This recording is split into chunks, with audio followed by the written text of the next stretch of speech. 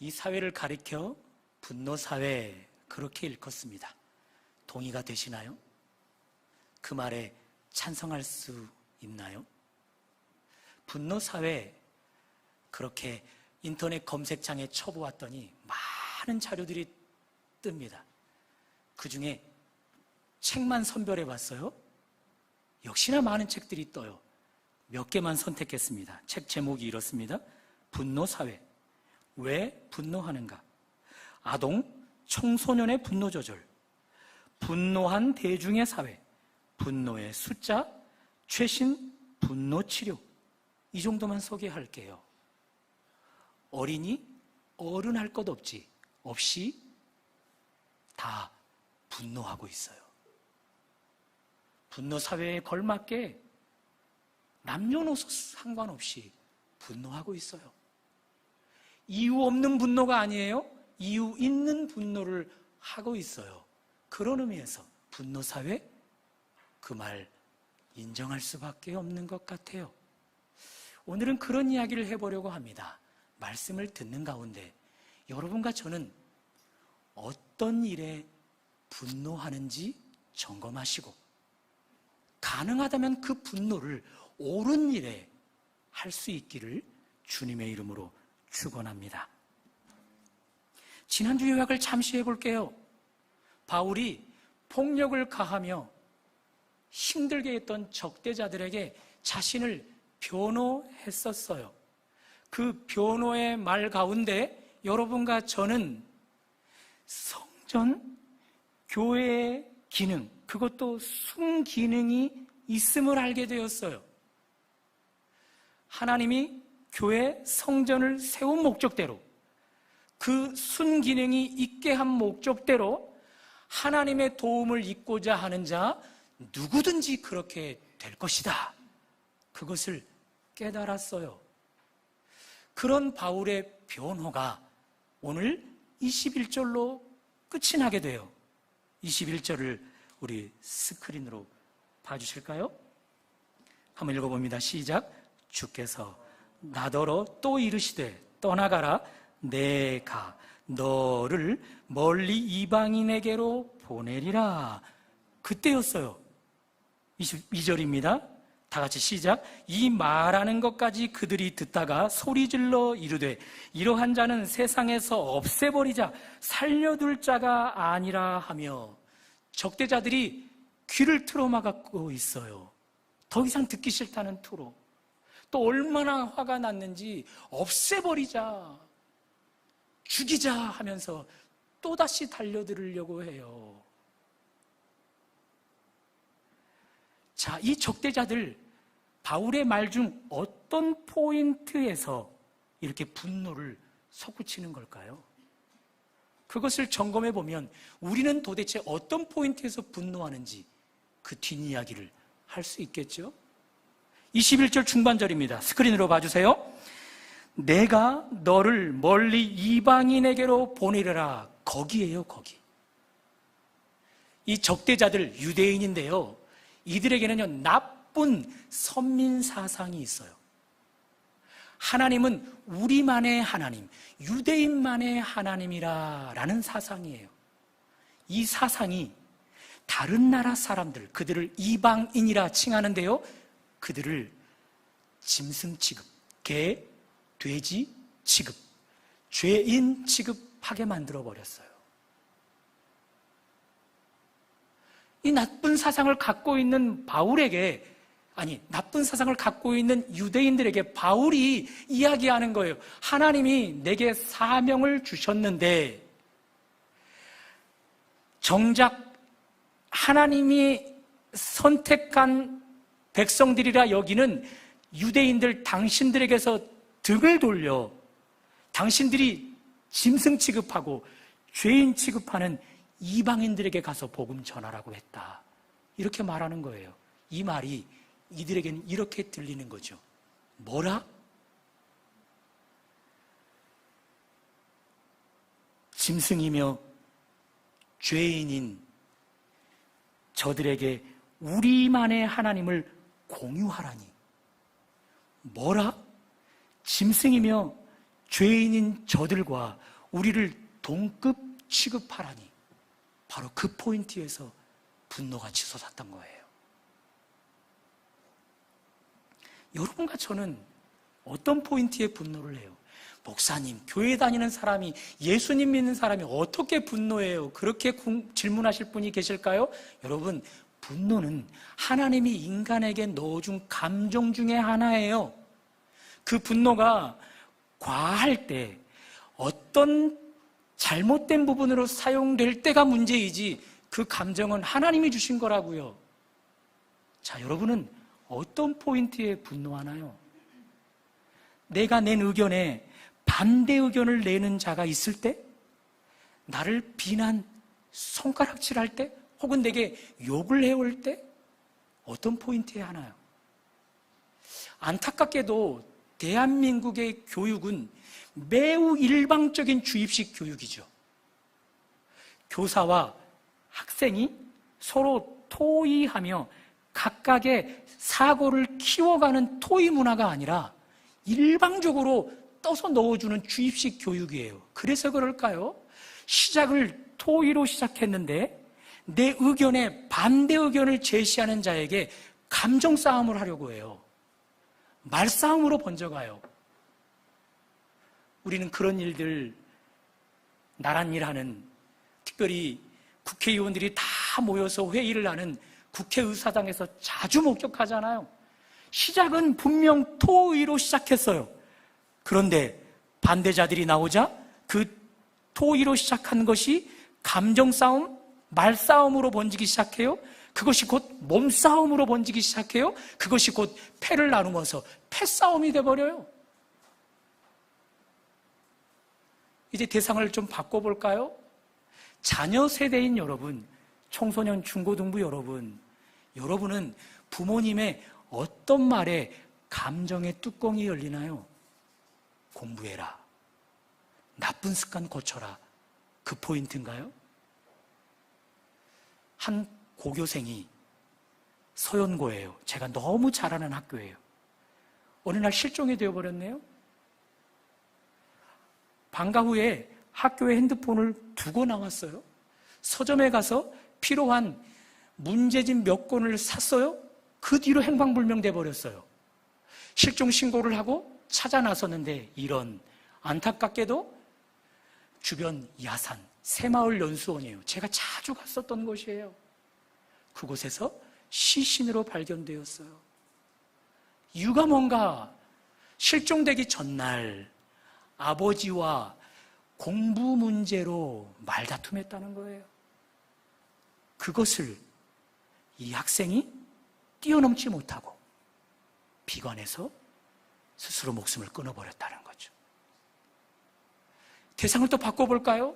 부모 세대인 여러분, 자녀들의 어떤 말, 어떤 행동에 여러분은 견디지 못하시나요? 성내며 대드는 영역? 여전히 반복되어지는 나쁜 습관? 여전히 불규칙한 생활 패턴? 어느 영역에 여러분은 못 견뎌 하시나요?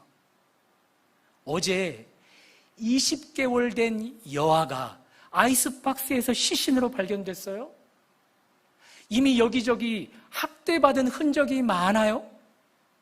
모친은 현장에서 붙잡혔고 경찰은 달아난 아버지에 의해 20개월 된 여아가 살해됐을 것이라 추정하고 있어요. 이 부모, 20개월 된 그 아이에게 어떤 일에 분노했을까요? 어떤 일에 분노했기에 그 분노를 참지 못하고 그 아까운 생명을 살해해버렸을까요?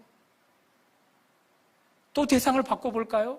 교회 구성원인 여러분, 성도들의 어떤 말, 어떤 행동에 여러분은 분노하시나요? 그런 일들이 교회 가운데 있어서 한국교회가 얼마나 많이 넘어지는지 몰라요. 우리 하나님, 제가 이런 주제로 설교를 할 것을 미리 알고 계셨겠지요? 그래서 목회자인 저의 가정에서 제가 먼저 분노를 경험하는 것을 경험케 하셨어요. 지난주죠. 어제까지가 지난주거든요. 지난주 아내가 매우 섭섭해했어요. 매우 분노했어요. 가족을 위해서 직장까지 다니고 있는데 퇴근해서는 쉬는 시간도 없이 집안 살림까지 도맡아서 하는데 첫째 아들 격인 저로부터 시작해서 둘째 의진이, 셋째 유진이가 엄마의 수고를 너무 몰라준다는 거예요. 그래서 뿔이 났어요. 그래서 분노했어요. 그 일을 계기로 저를 포함해서 두 자녀가 반성하는 계기를 가졌고, 아울러 아내의 존재, 엄마의 존재에 대한 고마움을 한 번 더 되새기는 시간을 가졌어요. 이 시대를 일컬어 분노사회라 일컬어요. 분노사회 속에 살아가는 가정, 교회가 그 분노로 치닫고 있어요. 정치인들뿐만 아니라, 교회뿐만 아니라, 가정뿐만 아니라 개인들이. 여러분의 분노는 안전하십니까? 여러분의 가정은, 우리가 속한 교회는 분노 가운데 안전하십니까? 자, 이쯤에서 우리가 믿고 닮아가려고 하는 예수님에 대해서 살펴봐요. 우리 예수님도 우리처럼 못 견뎌하는 분노를 일으키는 포인트가 있을까요? 우리 주님이 십자가에서 처형당해 고통당할 일을 미리 내다보면서 한 선지자 이사야가 이렇게 성경을 기록합니다. 이사야 53장 5절. 그가 찔림은 우리의 허물 때문이요, 그가 상함은 우리의 죄악 때문이라. 그가 징계를 받음으로 우리는 평화를 누리고 그가 채찍에 맞음으로 우리는 나음을 입었도다. 우리는 이 구절을 볼 때마다, 들을 때마다 감격하잖아요. 감사해 하잖아요.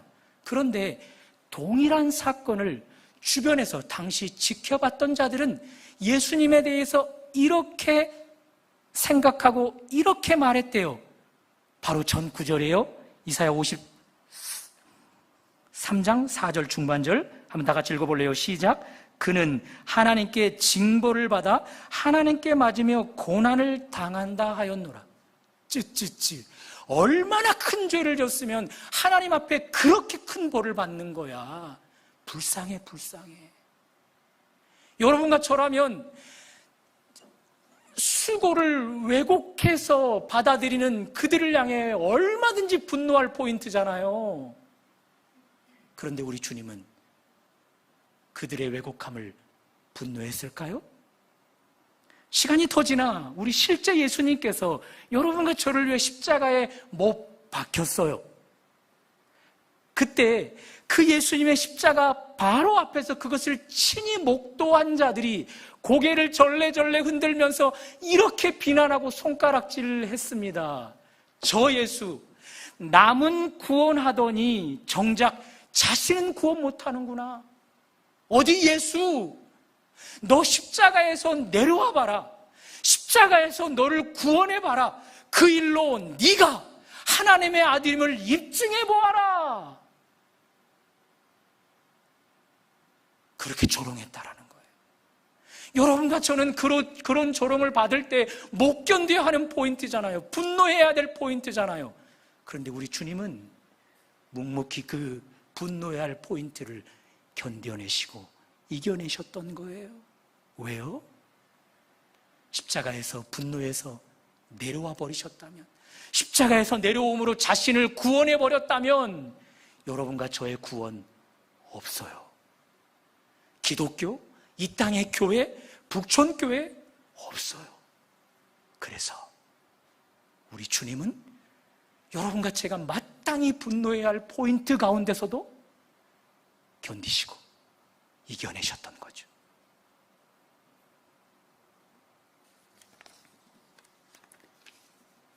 사물인자 3개면 살인도 면한다 이야기하잖아요. 이런 예수님을 닮아 분노 사회 가운데 속한 교회, 가정, 개인들에게 우리가 분노를 솟구쳐내지 않고 그 분노를 견뎌낸다면, 이겨낸다면 분노 사회로 치닫는 그 흐름 천천히 가게, 멈추게, 혹은 돌이키게 할 수 있지 않을까요? 그런 은혜가 예수님을 닮은 여러분과 저에게 있기를 주님의 이름으로 축원합니다. 자, 그렇다면 질문이 필요해요. 어떻게 하면 예수님을 닮을 수 있을까요? 한번 따라해 볼까요? 예수님을 만나라. 자, 먼저 저는 예수님을 만나기 전 상태의 사람들을 설명해 보려고 해요. 어떤 사람을 설명하려 한다고요? 예수님을 만나기 전 사람들. 다시 22절로 가봅니다. 스크린으로 따라와 보세요. 이 말하는 것까지 그들이 듣다가 소리질러 이르되 이러한 자는 세상에서 없애버리자 살려둘 자가 아니라 하여. 이 기록, 이 말 어디 다른 성경에서 본 것 같지 않으세요? 예수님이 십자가 처형 당하기 직전 누가복음에 동일한 이런 부분이 있어요. 누가복음 23장 18절 다 같이 읽어볼까요? 시작. 무리가 일제히 소리질러 이르되 이 사람을 없이 하자. 똑같아요. 바울에게 했듯 이 사람을 없이 하자. 예수님에게 똑같이 이 사람을 없이 하자. 분노가 솟구쳐서 그렇게 이야기했다라는 거예요. 여러분, 제 논리를 한번 잘 따라와 보세요.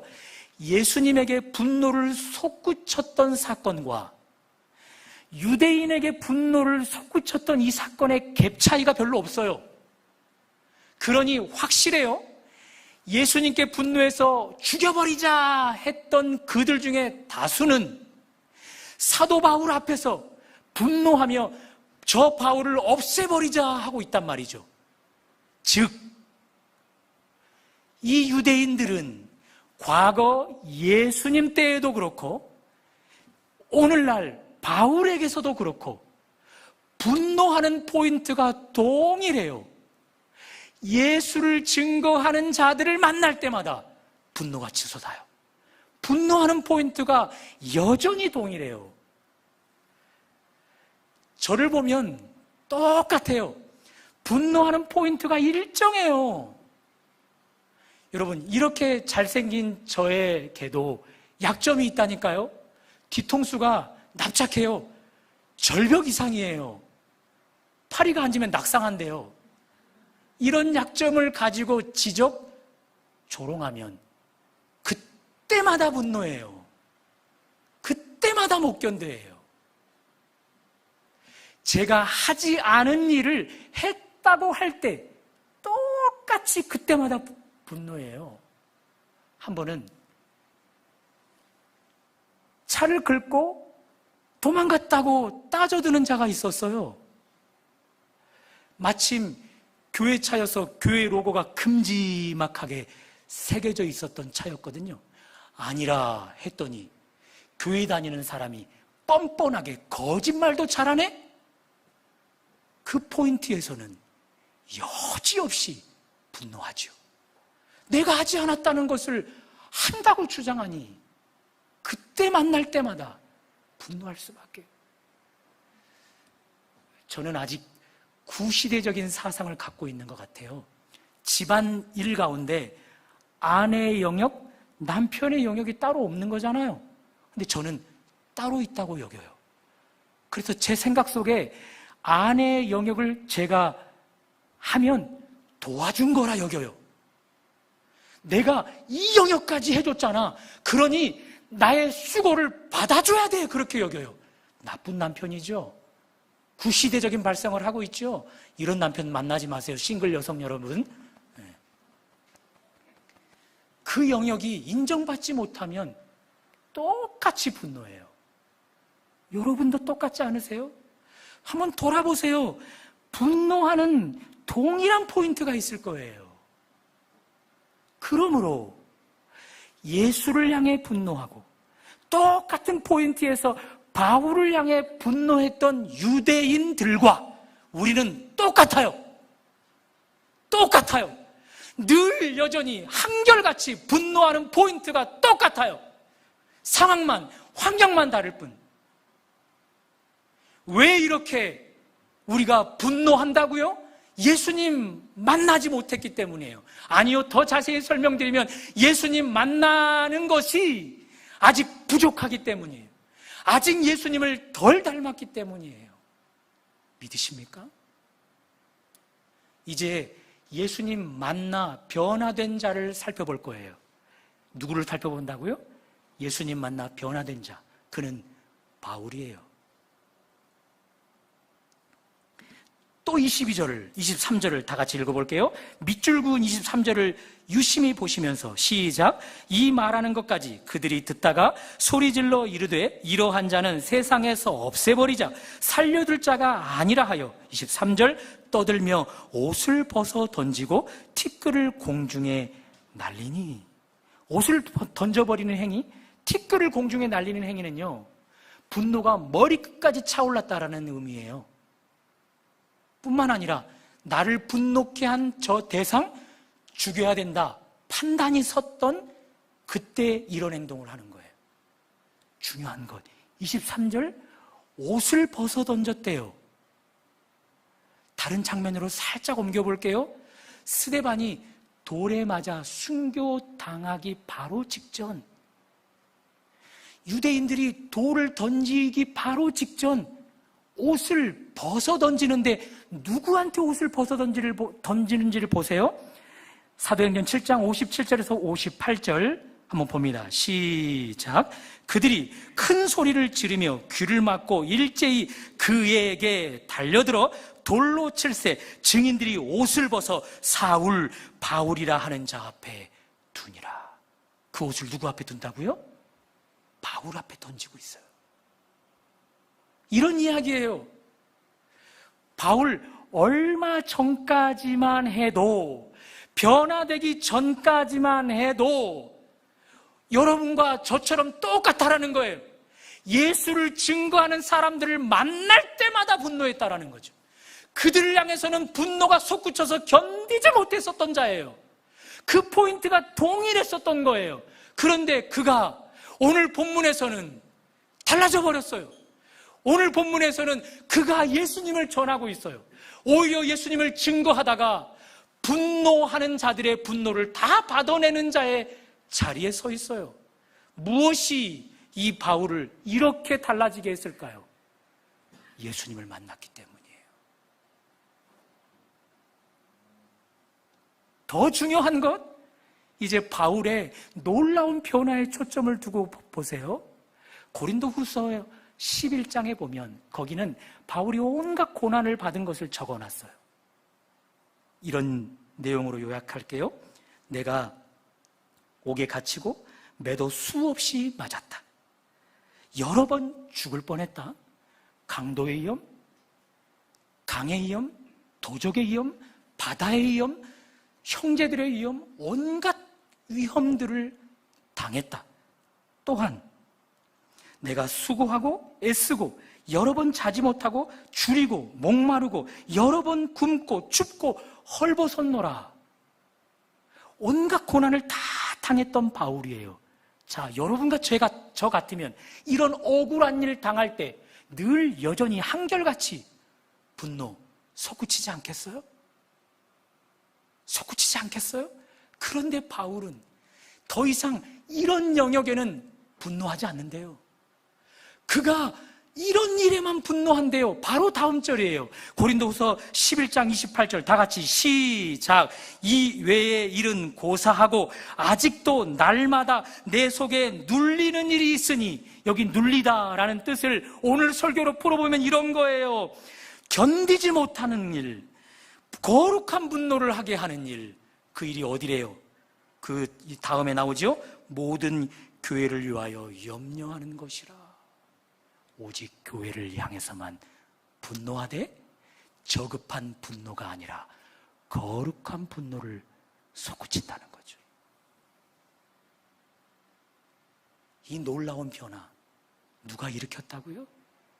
예수님 만남이 일으켰어요. 우리는 지난주 사도 바울이 분노해서, 예수님 만나기 전 분노해서 다메섹에 있는 형제들을 잡아다가 죽이려고 달려가는 길에 하늘에서 빛이 비쳤다 확인했어요. 그 빛 예수님이에요. 또 지난주 설교에서 사도 바울이 성전에서 기도할 때, 성전의 기능을 따라 기도할 때 주께서 찾아와 만나주셨다 확인했어요. 두 번뿐이겠습니까? 바울은 계속해서 주님을 만나고 있어요. 그래서 보통 사람이라면 반드시 분노해야 할 포인트 가운데 그것 얼마든지 이겨내버리는 거예요. 저급한 일에는 더 이상 분노하지 않는 거예요. 이제는 오직 영적인 일, 교회, 그 일에만 분노하되 거룩한 분노를 하는 거예요. 사람 쉽게 안 변한다 하잖아요. 어떻게 이렇게 사람이 변해버려요? 예수님 만나면 되는 거예요. 예수님 만나 그분을 더 닮으면 되는 거예요. 분노 사회라니까요. 가정이, 교회가 그 분노 사회에 매몰되어져 가고 있다니까요. 보통 사람이라면 흔히 분노하는 포인트, 그것을 견디지 못해서 교회가, 가정이, 개인이 병들어간다니까요. 사람이 쉽게 안 변한다니까요. 그러나 예수님 만나면 변하는 거예요. 그 변화로 이 분노 사회의 흐름을 멈추게 하자고요. 돌이키게 하자고요. 그런 내가 있기를 주님의 이름으로 축원합니다. 설교자가 설교를 늘 건조하게 하면서 딱딱하게 하면서 졸지 말라고 회중들만 탓했어요. 그렇죠? 죄송해요. 그런 의미에서 설교 시간에 잘 이렇게 논리적으로 따라오는 분들을 격려하는 차원에서 제가 가위바위보 게임을 한번 할 거예요. 마음이 어려운 분들은 안 하셔도 돼요. 상품은 이겁니다. 손을 들고 가위바위보 해서 이기는 사람, 그 사람만 남기고 지거나 비기는 사람은 다 내리는 거예요. 시작합니다. 가위바위보! 내리세요. 이긴 사람만 올리시고, 가위바위보! 이긴 사람만 올리고 계세요. 가위바위보! 이긴 사람만 올리고 계세요. 비긴 사람은 다 내리셔야 된다니까? 비긴 사람은 내리셔야 된다니까? 목사님, 뒤에 우리 정순기 선생님 다 내리셔요. 이긴 사람 없네요? 한 번 더? 제 거. 자, 이제 마지막으로 하나만 더 살펴볼 거예요. 예수님을 만나는 일, 예수님을 닮아가는 일, 분노 사회의 흐름을 멈추게 하는 일에는요, 여러분과 저의 노력이 필요해요. 여차여차 바울이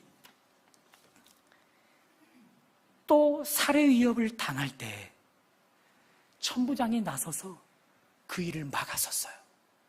그리고 천부장이 명령했어요. 바울을 이끌어 부대 안으로 넣으라고. 그런 뒤 가죽줄로 매어 채찍질로 신문하래요. 채찍질해서 왜 저 유대인들이 저렇게 분노하는지 그 이유를 밝혀내래요. 지금 문화로는 도대체 이해가 안 돼요. 그렇죠? 피해 당한 사람은 정작 바울인데 피해를 입힌 자에게는 아무런 법적 행위를 하지 않고 피해 당한 바울만 채찍질하래요. 그때였어요. 바울이 갑자기 천부장에게 자신의 신분을 밝혀요. 자, 우리 25절로 한번 읽어보실까요? 시작. 가죽줄로 바울을 매니 바울이 곁에 서 있는 백부장더러 이르되 너희가 노마 시민된 자를 죄도 정하지 아니하고 채찍질할 수 있느냐. 바울이 자신의 시민권자, 노마 시민권자임을 갑자기 드러냈어요. 그때 천부장의 태도가 겸손해집니다. 보실래요? 29절 하반절 시작. 천부장도 그가 노마 시민인 줄 알고 또 결박한 것 때문에 두려워하니라. 당시는요, 천하가 노마의 지배 아래 있었어요. 그래서 늘 특별 대우 받는 자들은요, 로마 시민권자들인 거예요. 중요한 것은 바울이 자신의 로마 시민권자임을 밝힐 때 그 시점이 어디인가 오늘 본문을 봤더니 가죽줄에 매이고 채찍질 당하기 바로 직전이에요. 한번 생각해 보세요.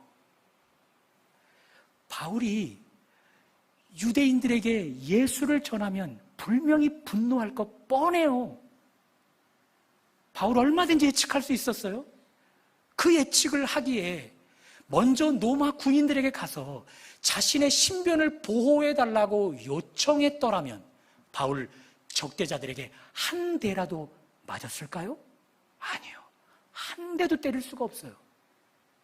그런데 왜 바보같이, 왜 멍청이같이 다 폭력을 당한 뒤에야, 이제서야 자신의 로마 시민권자임을 밝히냐고요. 바보 아니에요? 또 한 번 바울이 자신의 로마 시민권자임을 밝힐 때가 있었는데 우리가 앞에서 살펴봤던 사도행전 16장이에요. 그때는 언제 그러면 로마 시민권자임을 밝혔는가 봤더니 이미 채찍질 당해서 온몸이 만신창이 된 뒤였어요. 바보 아니에요? 먼저 밝혔었다면 채찍 한 대도 안 맞았단 말이에요. 여기서 할 수 있어요? 바울은 특별 대우 받을 수 있는 로마 시민권자임을 밝히는 일을 매우 꺼려했다라는 거예요. 왜요? 빌립보서 3장 8절이 그 이유를 소개합니다. 다 같이 읽어볼까요? 시작. 또한 모든 것을 해로 여김은 내 주 그리스도 예수를 아는 지식이 가장 고상함을 인함이라. 내가 그를 위하여 모든 것을 잃어버리고 배설물로 여김은 그리스도를 얻고. 여러분과 저 지금 어떤 논리로 펼쳐가고 있는지 이해하시나요? 분노 사회여서 분노로 치닫는 그 흐름을 예수님 만나, 예수님 닮아 멈추게 하고 역전시키자라는 거예요. 그 일에 우리의 노력이 필요하다라는 거잖아요. 바울 얼마나 노력해요? 특별 대우 받을 수 있는 로마 시민권자임을 밝히는 것을 매우 꺼려해요. 그것을 배설물로 여겨버려요. 왜요? 그런 노력이 있어야만이 예수를 만날 수 있거든요. 그런 노력이 있어야만이 예수를 더 닮을 수 있거든요. 그런 노력이 있어야만이 분노 사회로 치닫는 그 흐름을 막아서고 멈추게 하고 되돌릴 수 있거든요.